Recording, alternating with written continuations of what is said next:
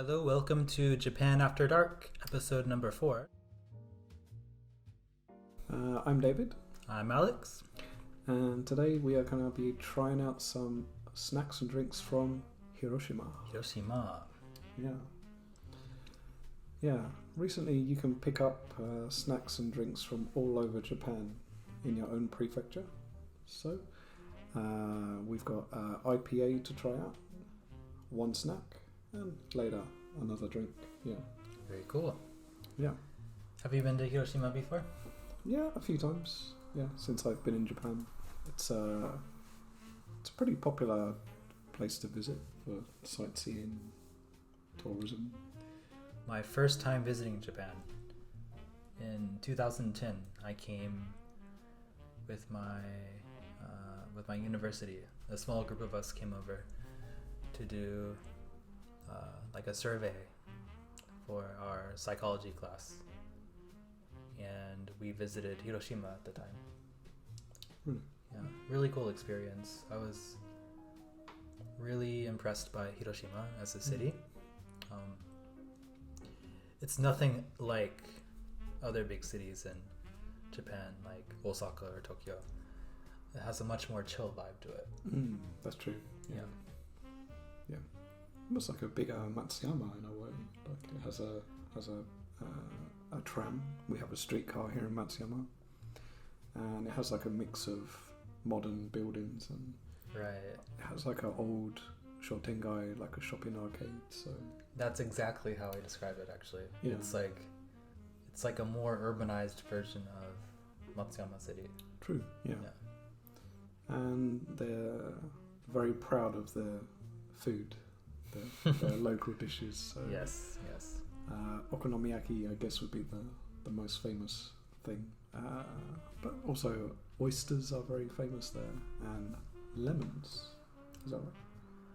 Really, I didn't know about lemons. Oh, okay. Yeah. They produce lemons then. So like lemon highball is something you can get there. With Hiroshima lemons. So Cool. yeah. Hiroshima, yes, again famous for, of course, the Peace Museum. Pretty big thing that happened a while ago. So yeah. Yes. Famous for their baseball team, the Hiroshima Carp. Yeah. And it's also the headquarters of Mazda, That's true. the car company. Yeah. Yeah, the Carp Stadium is called Mazda Stadium, I believe. That's right, yes. Yeah. Yeah. I occasionally go to Hiroshima to go shopping at the Costco they have there, which happens to be right next to the Mazda Stadium. Yeah, literally right next to it. So Yeah, like it's probably like a 30-second walk. when you actually go in the Costco car park, you can actually see into the stadium. Really? Yeah, I didn't you know can see that. the stands from the car park. So Cool. yeah, so maybe on a game day you could like watch the game from the car park or something. Yeah. I will say though, the Hiroshima Carp have some hardcore fans. They do. That's true. Yeah. I was in Hiroshima during one of their games, and the city was... Usually it's not too busy there. Like not too hectic, not too crowded. But on a game day, oh my gosh, you can't even cross the street. Like there are so many people walking around. Have you been to the Lawson convenience store in front of the stadium before? I don't think so. Yeah. So in Japan, Lawson always has a blue sign, but that one has a red sign. Ah, okay. Yeah, because the official color of the carp is red. So we actually have a Hiroshima Carp snack here that I found. So in Matsuyama. So. Cool. Well, I guess we should introduce the first drink. So the first drink is a IPA beer, and this one is made by the Miyajima Brewing Company. Yeah. What is Miyajima? Miyajima is a small island. Jima means Shima, Shima means island in Japanese, but when you put another word with shima, it becomes jima, so Miyajima. It's a very famous island for the floating red gate, the floating red Torii gate. Right. I'm sure most of you have seen a picture of this place at some point. It's very famous. Yeah. Very picturesque, right. Unique place. It's about, what, like 40 minutes by train outside the city? It's, pretty close, I think. Yeah. You can actually, I think, take a streetcar to the port to get the ferry to Miyajima, so it's a very convenient place to go. And then you can take like a very short ferry just out to the island.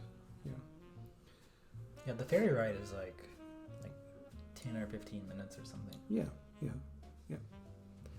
And on the island they have some Japanese style inns or hotels, of course souvenir shops, not so many restaurants I noticed there, but they have a couple. Street food, I guess they're selling. Yeah, I had some fried oyster curry rice. Okay, sounds good. Yeah. Did you have momiji manju? No, I didn't. No? Momiji manju is like a cake in the shape of a maple leaf. So momiji means maple leaf. So it's kind of like that shape. And you can get red beans or custard or chocolate, even like cheese inside. I didn't know cheese. That's cool. I think I had a Cointreau cheese one. What? There, but I think that one is unique to the island. And you can also buy that cake deep fried on a stick. Like a tempura version. So yeah, Miyajima is a very unique place. When you get there, one of the first things you'll notice is how many deer are there, wild deer, that are very accustomed to humans. I once had an experience there. We were standing actually in front of a restaurant, and the deer was just like standing in the doorway, like waiting to enter the restaurant. It's like peering inside. So yeah, they are not shy of humans. Oh, not shy at all, and they'll go after whatever you have in your hand. Like, even if it's garbage or like ice cream or anything like that. Yeah, they'll eat anything, I think. Yeah. So be careful what you're holding in your hand if you go. Should we try their local beer? Let's do it. Let's crack it open. Alex, you want to do the honors? Of course. So this would be like a craft beer, I guess. Yeah. Yeah, we've already tried a few IPAs on this channel with, I guess, varying degrees of success. But this is a local one. You know, this is harder to find, of course. So, yes. Yeah. So this is 6%. Okay. I wonder if this is going to taste flowery or smell flowery like the others. I'd imagine it's very hoppy. Yeah. Yeah. Cheers, Alex. Cheers.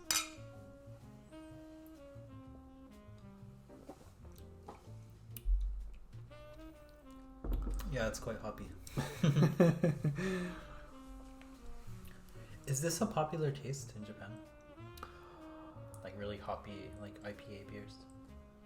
I'm starting to see more of them recently. Me too. Yeah. I don't remember seeing these as often, like 6 or 7 years ago. Yeah, when I first moved here, I didn't notice IPAs like anywhere near the frequency that you see them these days. So usually you had to go to like a liquor store or some specific alcohol store to find it. But recently you can buy them in any supermarket or convenience store. So definitely they are becoming more popular. Yeah. And we got some IPA bars opening recently in Matayama, or craft beer bars. So. Yeah. There's one that opened a few years ago that I haven't visited yet. Bokke? Yes. It's a bit on the expensive side, which is probably why I haven't visited it yet. But be worth maybe reviewing after things open up. So Yeah. checking out. Yeah. If you guys are interested in IPAs, that'd definitely be somewhere we could show you that could be interesting. So yeah.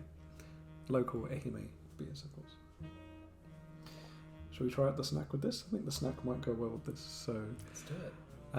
the snack we're trying today is actually a carp snack. So it's for the baseball team. Oh, so it's not carp flavored. It's not fish flavour, I think. Okay.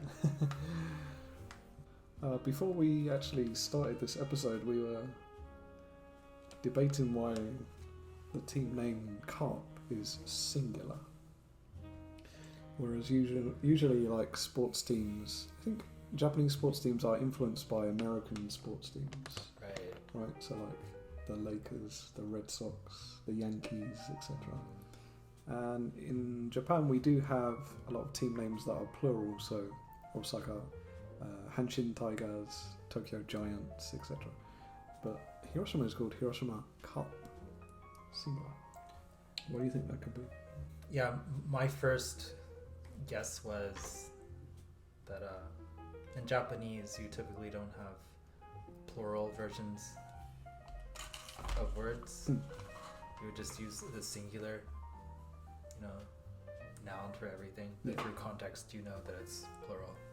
Yeah, but then you brought up that other teams are plural, so I don't know. Maybe that's, you said Hiroshima fans are very extreme, so they don't want to pluralize nouns or something. We want the Japanese noun, single. Could be it. Maybe their fan base is so together as one that they want to use a singular name. Oh, they're just a group. Yeah. Just a fish, an entity. One entity, one mind. It's the carp hive mind. They do have a cool uniform, though. I think the colours look pretty cool, and the logo's pretty cool. I think, and it's a pretty popular team, even sure, in other places. Like here in Matsuyama, there are plenty of Hiroshima Carp fans.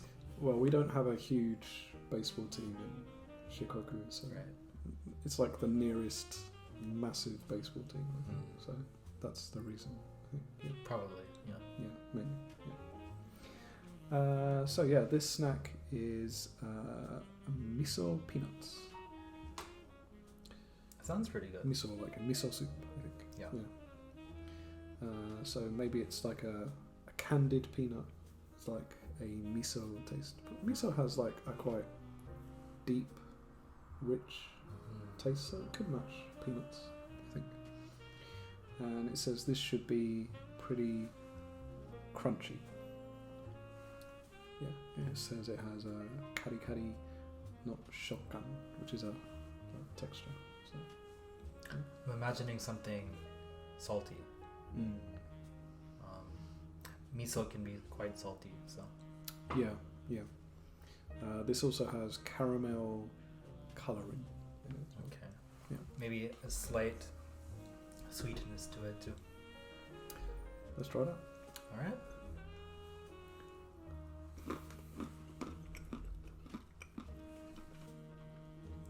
My initial thoughts is this is a pretty good beer snack, I think. Yeah.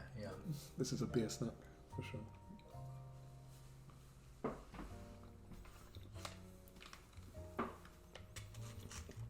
Can you taste the miso?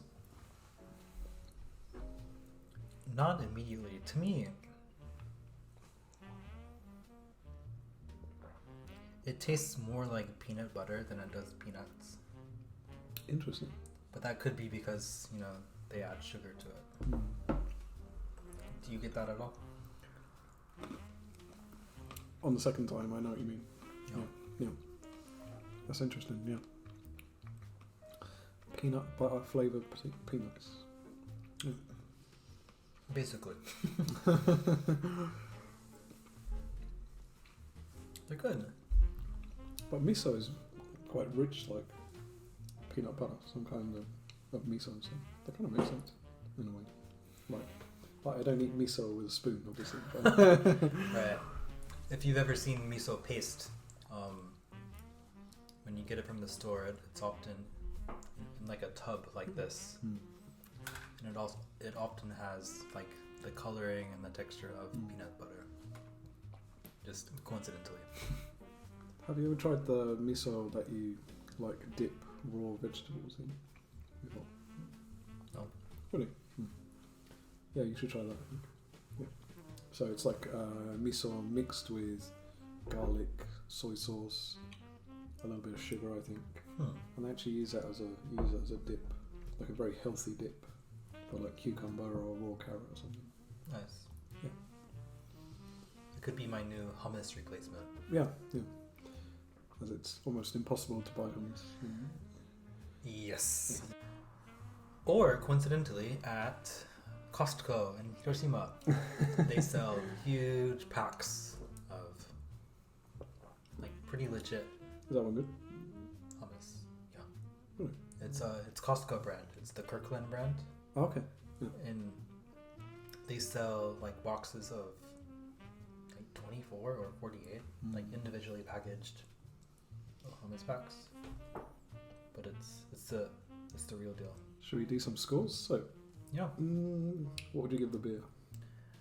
I'd give it a 2. 2. This is a local beer, so this was pretty expensive as well. That's why I'm giving it a 2. This bottle was Because 500 yen. I give it a 2 because I'm not a huge fan of IPAs, and to me, I can't tell the difference between this 500 yen local bottle of IPA versus, like a mass-produced Suntory can one. Suntory The cool can or or something. any other. It could be just my lack of taste. My lack of refined taste. Maybe IPA is just not our thing, I guess. Maybe. Yeah, right. But for that reason, I give it a 2. Yeah, it was like expensive, but I don't have a lot of trouble drinking it, so 2.25. 2.25. Yeah. For the Miyajima gate on the For rating the bottle, I give this It's like a watercolor painting or I something. give this a 4.5. Yeah, for it's the a cool bottle. bottle. Yeah, it has a dragon on it. This is a bottle I'd keep. It's cool. So, shall we move on to the second drink? Let's do it. Oh wait, Let's rate for the peanuts. Rate the peanuts. Yeah, I like this. This was just like a couple of 100 yen, I think. So, and obviously it's like a branded thing, but kind of what I like about it is it's not just a normal flavored peanut. They like tried to make a new flavor or something. So, 3. 3? Yeah. I was gonna give this a 4. 4, really. Yeah. About we go 3.5, meet in the middle. Alright, 3.5. Okay guys, so let's introduce the next drink for today. So today we're just going to try 2 drinks. The second one is a sake, or a Japanese rice wine, Nihon shu. Of course this one is from Hiroshima. And this one has a very interesting bottle and packaging. How would you describe this packaging? I describe it as gorgeous.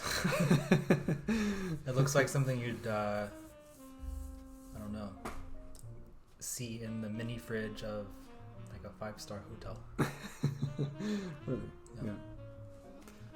This was just 500 yen.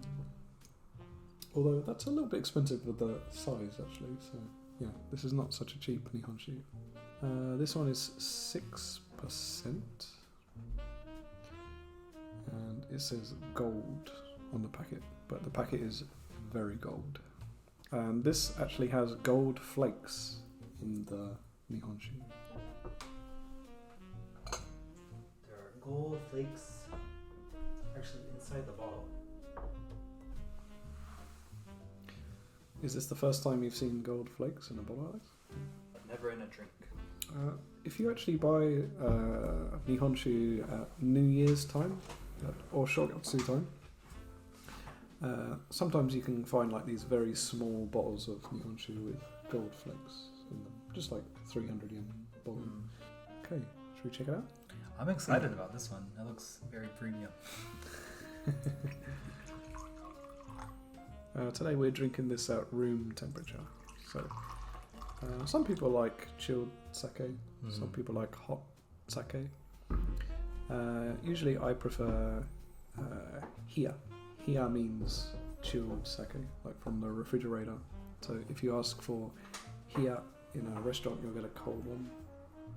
If you ask for atsugan, you'll get a hot sake, so they will actually heat it up, like in the microwave or something. So it'll be like really hot. Be careful. Sometimes the flask can like be super hot when you get that. You usually get it in the middle, like room. Yeah, room I prefer it room temperature. Interesting. And I'm not a Nihonshu professional or anything, but connoisseur. I was told that they have different flasks for different types of Nihonshu. Oh, really? Okay. Yeah, my wife said like there are flasks for like cold Nihonshu versus warm Nihonshu. Should we check it out? Let's do it. Come back. Kanpai.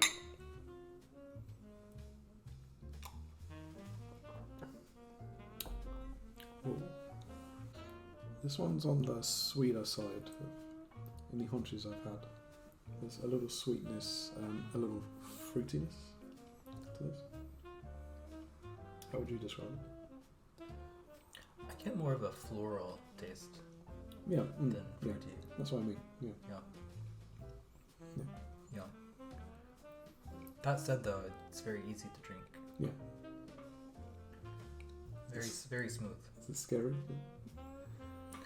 Not as scary as the last week's Korean. Right. I think that Korean drink was scarier, so to speak.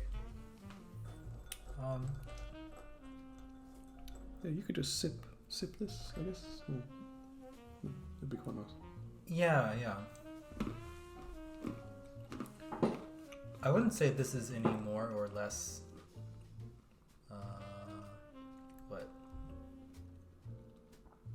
dangerous, challenging than any other like Nihonshu I've tried. That said, for me and for probably many other people, especially for Nihonshu, I really have to pace myself. Yeah. If I drink too fast or too much, like the next day I'm done with. Yeah.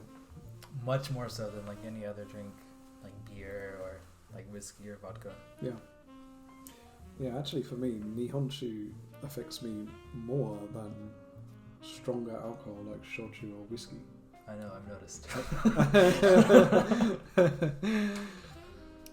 Yeah, I get like very intense hangovers on Nihonshu. So yeah, do be careful. It's not only me actually. I have spoken to other Japanese people who like avoid Nihonshu, like it's their weak drink. I don't know why that is. So. That said, speaking with one of my students in the past, who is a Nihonshu aficionado, he's very adamant that the more expensive Nihonshu will give you less of a hangover the next day. Oh, I've heard that. Yeah. I've heard that about shochu too. Yeah. That's true. Whiskey and wine tea, right? too. Yeah. Basically anything. Yeah. So his advice is to kind of avoid like the cheap supermarket or convenience store Nihonshu and get the more expensive stuff. But then again, if you can afford it. If you see like, you can buy Nihonshu in a carton, like a 2-liter carton here, and that could be 1,000 to 1,400 yen. But then you'll find the bottled ones, where there are more kinds. That will be 720 milliliter same price. So if you want to avoid the danger stuff, just get the bottled variety, like 720 milliliter, like a whiskey size one, about 1,000 yen over. You're gonna be drinking like quite a good Nihonshu, I think. So where does the juice box version fall into this? The juice box version. Over here, you can buy a juice box sized Nihonshu, that comes with the straw and everything. Okay, yeah. That's right. Yeah.